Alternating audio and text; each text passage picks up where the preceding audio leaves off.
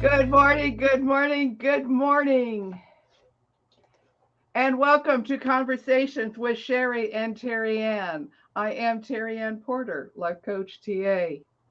It is time to defeat those lies of negative self talk by changing your perspective, exploring new possibilities, seeing pathways open onto which you can choose to proceed in truth. And joining with me on this beautiful Wednesday morning, as always, is the effervescent and charismatic Sherry Berger. Good morning. Good morning. It is a beautiful morning here in Kansas City. I don't know where everybody else is, but oh my goodness, what a beautiful morning. But anyway, for those of you that don't know me, I am Sherry Berger and I am the owner of Here to There Consulting. We educate business owners with those tools to balance life, business, and finances so that we can create that clear path moving you from here to there. Okay, maybe it's a rocky path, but it will get you to success, leadership, and growth. So, welcome, welcome. And today we're going to talk about something that I know I can struggle with at times. Terry Ann, we're talking about weeds that are growing in your business and your life. Have you ever had a beautiful garden, especially like flowers, right? And tulips are my favorite. And they're all up here, but then there's those few weeds. And I don't know about you, but I will focus on those few weeds. I will be like, oh my gosh, those tulips would look perfect if only. Wait a minute. All the tulips still looked perfect. And then we talk about if only those weeds were gone. If only, if only. Okay, can you get off your butt and go get those weeds out? But I'm on my back porch. I'm drinking my coffee and I'm hanging out with my friends. Why do I got to go over there and deal with weeds? Okay, then what else could we do? We could stop talking about them and wait till the right time to go pull the weeds. But I don't know about you. I've done things like that. I don't know, Terry. And you have any crazy story like what I just told? Oh, I step out and I see the beautiful flowers trying to come up, but they're held back by those weeds. And for me, not only weeds, it's huge. I got huge leaves that have fallen from all the trees around me. And they just totally take over the garden. And, it would really look nicer if those were away. But walking past and saying, I really should get those out of there is not enough. No, and the more we walk past and we keep talking about them, those weeds keep growing Yes, because they we're like do. giving them power. Isn't that weird? So, and especially when I'm sitting on the porch, I just told you in my crazy story, I'm hanging out with my friends, but I keep talking about weeds. Do you see me talking to my friends? No, I'm too busy over here worrying about the weeds that are in that tulip. But okay, either get off your butt and go pull them. And I don't think your friends want to hang out with you when all you're going to talk about is the weeds. Come on. But we do that at times, don't we? I mean, that was a crazy analogy story, but it's true. And tulips are my favorite flower. And I wish I had a bed of them in my backyard, but I don't. But I do, right? There's so many times. I mean, I can walk around all day today and I can find so many blessings. Oh my goodness. Right? But I also can walk around all day today and I can find all those annoying weeds. So, which one are you choosing? Isn't that about perspective and choice? Something Come about a on, Terry. perspective there. Yes. And which one are you choosing? And then when you do choose that, have you ever tried to go like shopping for a car and you want a blue, I don't know, minivan or something, and you never seen one of those blue or green minivans? All of a sudden you're shopping for cars. Everywhere you look, what do you see? Those kind of cars, right? Or car commercials, or because that's what you're focusing on. So that's Hmm. what you see. But we do that in life, right? If we can see all the great things going on in life, then we can focus on the great things and not those annoyances, right? I think everybody has that one friend that they're your friend and you like to spend time with them, except boy, they can complain and complain and complain. And sometimes it reminds me to stop and think, what am I doing when I talk? When I talk to people about my life, about my business, about whatever I am doing, am I spending most of that time complaining? I went out, I tried to pull a few weeds from my garden the other day, but one thing I do notice, you can't just take the top off the weed and throw it out because they have big roots. I know. And when you complain about something, when you look at all of the this is what's wrong with my life kind of things, that little root stays there and it can keep on growing. And the one weed I really hate is that one that it looks kind of pretty because it's a little vine and it's got these little tiny flowers on them, but it winds up strangling the flowers that it gets onto. It does that with my tomato plants, and it comes up, and then we're like, because you got them in those cages, at least we put ours in, and oh my goodness, and trying to find the end and find the root, and oh my goodness, it is a mess. And isn't that what happens when we start to complain? It can spread and take over. So your attitude is really it can be a flower or it can be a weed in your life. And you were talking about that friend that you like to hang out with that complains. Are you sure you like to hang out with that friend that complains? I don't know. Well, when they're not complaining, they can be fun. But it's that you've got, it's finding what does that person spend more time doing? Or sometimes I have people in my life that are just going through a hard period of their time. And it makes it a lot easier if it's not a child or a spouse or somebody else, because you get a little space from them. You can come support them and disappear. But what do you do when it's a child or a spouse or somebody that you live with, right? That's a little harder. And I was talking to somebody yesterday, and they have an older parent who's dealing with depression and struggling. And so that, that can be, then you got to make sure you're filling yourself up to go ahead and support, right, that person. But if it's a friend or something, you can always limit your time and say, I'll pray about that. And sometimes I try to redirect people with, well, what could be more positive in this? And I don't know about you, Terry Ann, but I feel bad when I have a bad day. And I don't think we should feel bad when we have a bad day. But if we stay there, then we should feel bad that we had a bad day. So sometimes I don't like to vent to people. I don't like to complain to people. I just don't think how's that helpful? But then sometimes you do. You need to talk to a friend. Right. So that you can let it go and they can pray about it. But that's different there's a fine line, by the way, but there's a difference between doing that. But hiding, I think, that you are having a bad day is not a good way to get out of a bad day, if that makes sense. So sometimes to talk to a friend, or I loved what was the sermon I listened to this morning, that the best person to complain to is God. And somebody goes, but I would never want to complain to God, because when you used to complain to your parents, what did they say? I will give you something to complain about. You're going to cry? I'll give you something to cry about. And so people think God would do that, and God wouldn't do that. And it's not saying that our generation, that's what parents said. Wasn't it true, Terry? Right. And that don't make them bad people. I'm not saying that. Sometimes they were just trying to be a parent for a moment. And if any of you ever been parents, oh my goodness, sometimes being a parent for a moment, that is a win when you were a parent for a whole day and you made it through that day. But that comment, I'll give you something to complain about. The intention was stop and look what you've got. You really don't have anything to complain about. Mm-hmm. But we do. I think sometimes that we get that little weed wrapping around our minds, and all we can see is, well, this is just so bad. This is just bad. Nothing, because this one thing isn't what I want.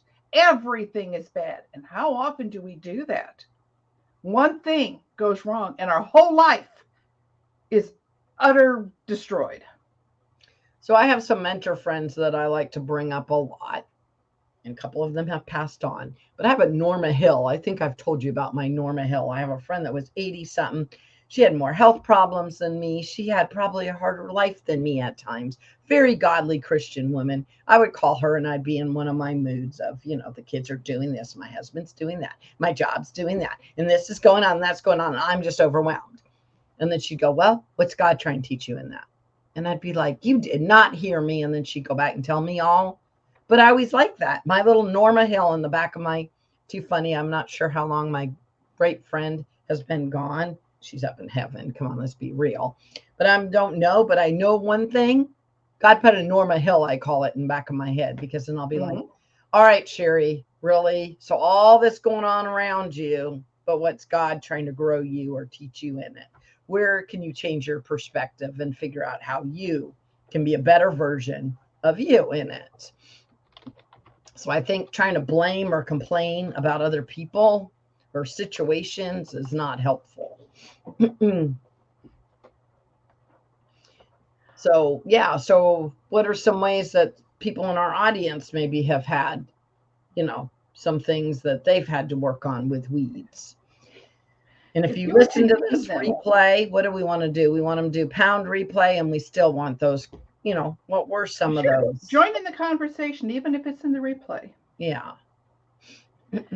I like to sometimes take my difficult moments.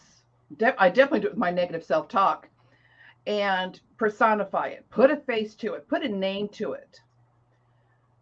So I think it's interesting to take some of the weeds in our lives and put a name to it. Just calling it gossip. Yeah.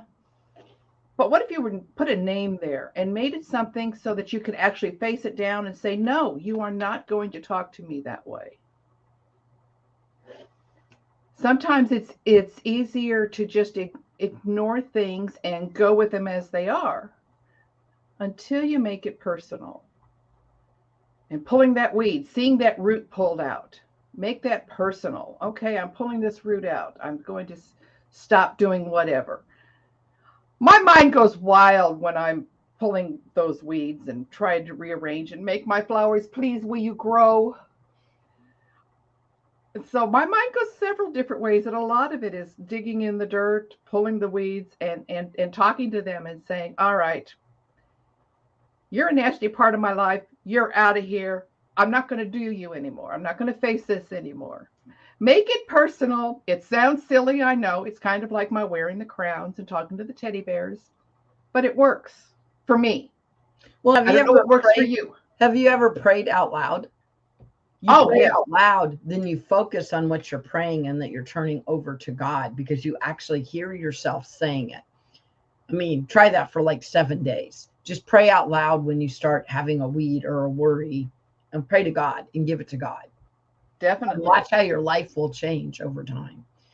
And have you ever watched, I can't remember the video. I'll try to go find it, but it's called the STOP method. So this counselor guy. STOP method? Yeah, this counselor guy, people come in and see him. It's a comedy. I think it's like Saturday Night Live. But anyway, oh, yes. With Bob Newhart. They're like, well, I feel really, really fat and I feel really bad about myself and my hair looks horrid and I just cannot believe how bad I feel about myself. What should I do? And he goes, stop it. Okay, but what am I supposed to do? No, stop it. Just stop it. And so it was about stop it method. And it was about just stop that negative self-talk. How many times can you catch, how many thoughts a day we have? I can't remember because I researched one time. We have like 1 million some thoughts a day. And you know how many are negative and how many are positive? Bad news. There's more negative than positive. So if you're thinking negative, we all do, which is not a good thing. But it's about our optimistic and what we choose to do when we think of that negative. Stop it, reframe it, and come up with a better strategy.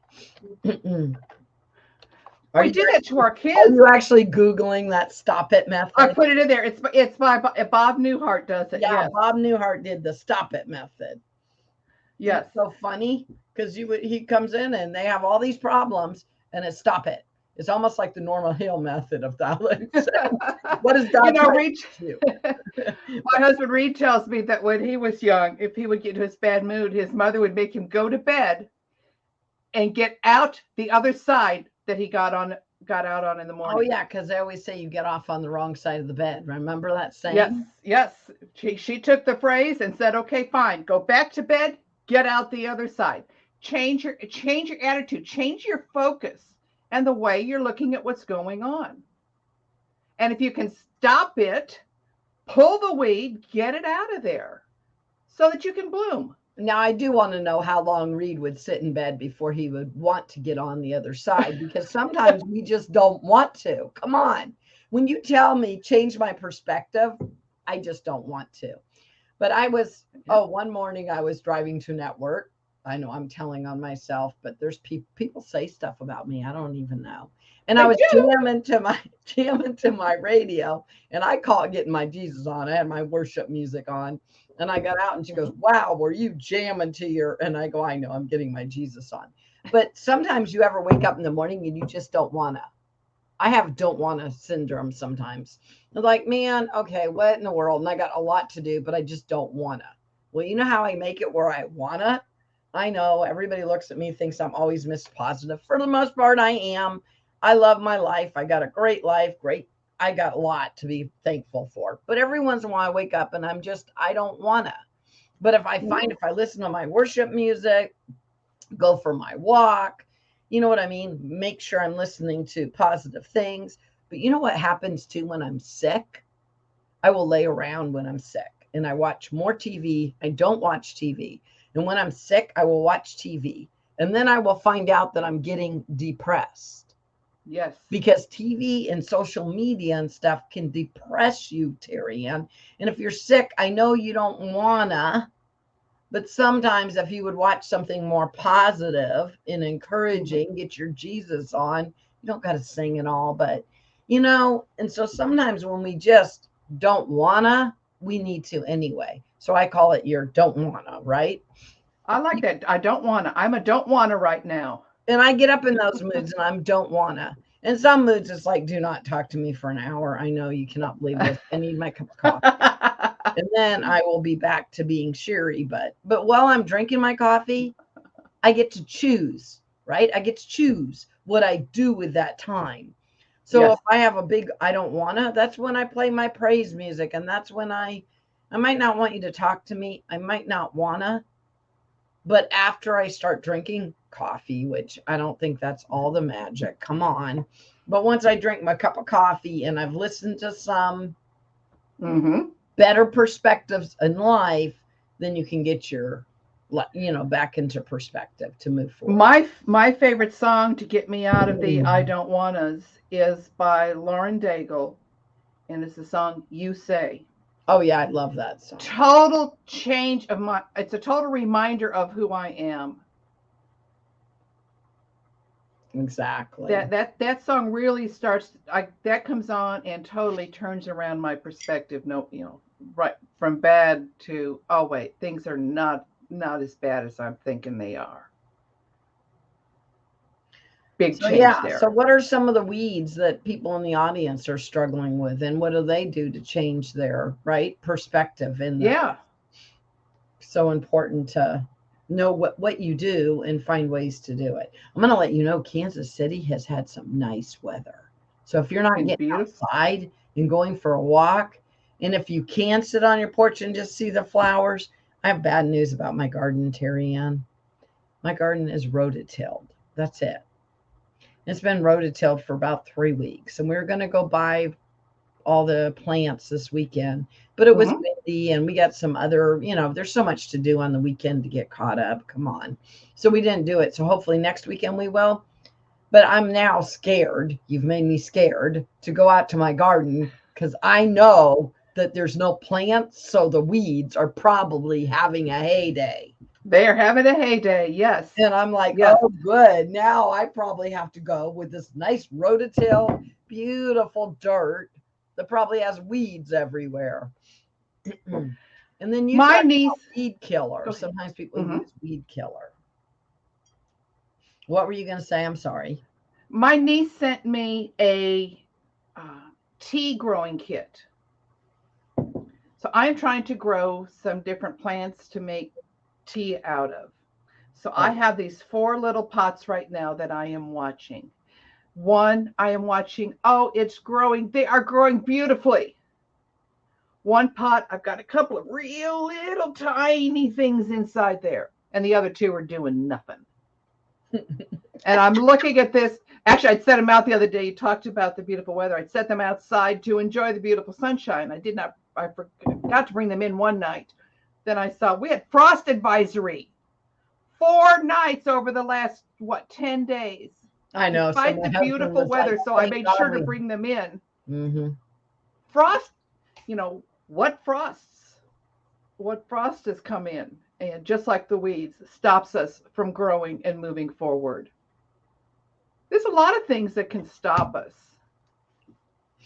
Mm-hmm. Have you ever you actually got a pretty good day going, and somebody looks at you and says, gosh, your hair looks weird today? Or something along those lines, or maybe, well, you look tired. Do you suddenly start to feel tired? It's funny how somebody, just little simple comments can get in there. Or maybe 2 or 3 people will make a comment not quite so positive for you. Now, 10 other people have said positive things. But as soon as that first person says one negative thing, oh, wait a minute. Maybe I don't feel so good today. Maybe I really don't look as good as I thought I did. Doesn't matter what the other 10 people said. One person started it. That's all it takes. How do you stop that from taking root? That's too funny that you actually said that, because Friday I walked in and somebody that knows me very well goes, wow, Sherry, you look like you're really, really tired. And you know what my response was? Well, thank you. I'm glad that you think I look so beautiful. And you just change it, right? You change it. You change it and you're like, well, that was, I love that. Wasn't it? More being, what is it called? Are you serious? You just told me I look tired. It's 7:00 on Friday morning, and I probably didn't do anything all week. So I have no idea why you would think I look tired, but whatever. Just give me my coffee and leave me alone. Hey, if I am dressed by 7:00 in the morning and anywhere, you better believe I'm going to look tired. Well, and then we have those people, right? We have those morning and night people. Right. So there's times that they're going to be at a better altitude, and then we say something like that. And I think sometimes when we do say, boy, do you look tired, we're not trying to be mean, but maybe we do need to say, how can I support you today? Maybe we need to say something more supportive. Say, Terry Ann, are you doing okay? How can I support you today? Now, I didn't say you look tired or you look depressed or you look, but what if we said that to our friends? How are you today? I like that. How can I support you? Now, all of a sudden, it's not a negative thing, but it is acknowledging that maybe you're not doing well. Because I also don't like it when you look tired or you look depressed and nobody wants to say anything and they just ignore you. So they don't acknowledge that maybe you're having a bad day. And if they would acknowledge you're having a bad day and then say, how can I support you? Or that they could turn that around for you is what I'm trying to say in some way. That's an interesting turnaround. I like that. Good morning. I do know. Getting more people on here. So yeah, what we are asking today is, our questions today is, and what do they got to do with StreamYard so their name shows up? They got to do /accept. They're at the top. If you want to go to StreamYard.com/Facebook and put accept, your name should appear depending on where you're coming from. So there you go. Many people are too direct and not compassionate. Many people are too direct and not compassionate. And you know what? I have friends that are direct. Do you know any friends that are direct, Terry Ann? Oh, I think you might know someone who's a little direct sometimes. And I don't think the direct people aren't compassionate. So they don't mean to be direct, but sometimes people might come across that way. Mm-hmm. But a lot of times they're the most positive, caring person, there is. And Marinelle's, saying I can be direct, which is true. Maybe you are a direct person. I don't know. I think sometimes we have to worry about what perspective we have of other people. The other day I was on this leadership thing and people call me charismatic. I don't know why. Anyway, And I've been a Toastmasters, and I feel like I got pretty good leadership skills. I know Terry Ann has amazing leadership skills, right? And so somebody said, well, you have to be charismatic to be a leader. And I was like, no, really, you don't. And I go, oh, and by the way, people call me charismatic, and I think I'm a great leader. I said, but I've seen people lead quietly. I see people that are caring that might be direct. So sometimes we got to be careful when we say sometimes people are too direct. And can't you still be direct and compassionate? You still can notice and be directed, like I said. How are you doing today? And how could I support you?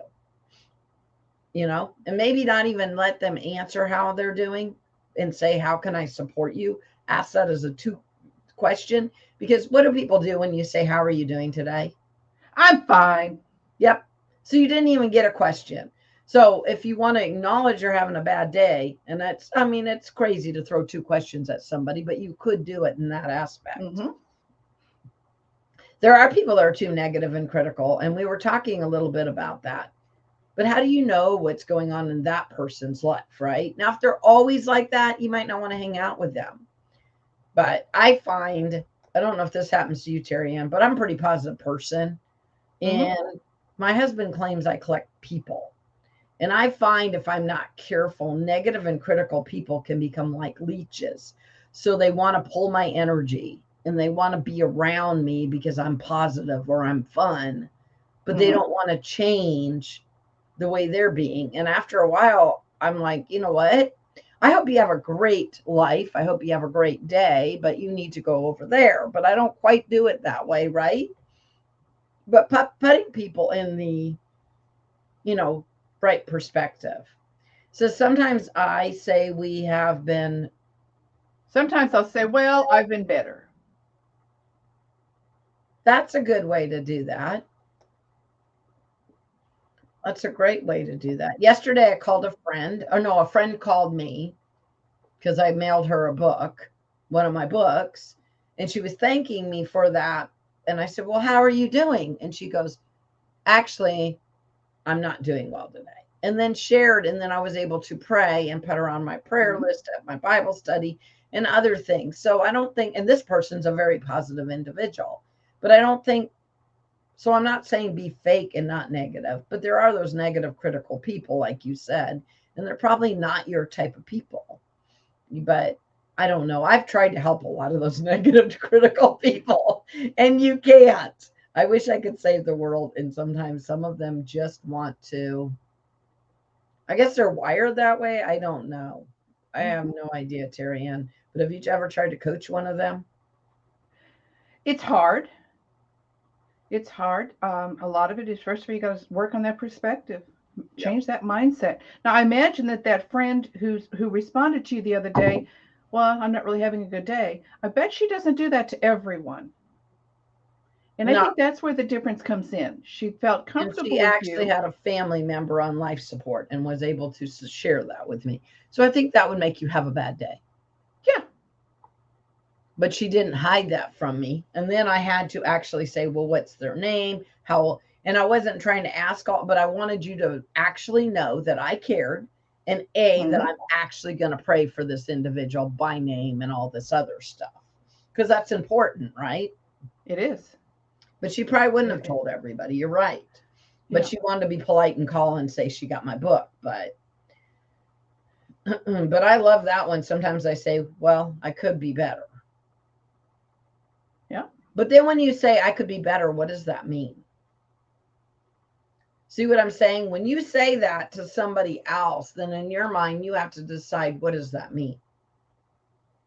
I could be better. Okay. What does that mean? Do you need to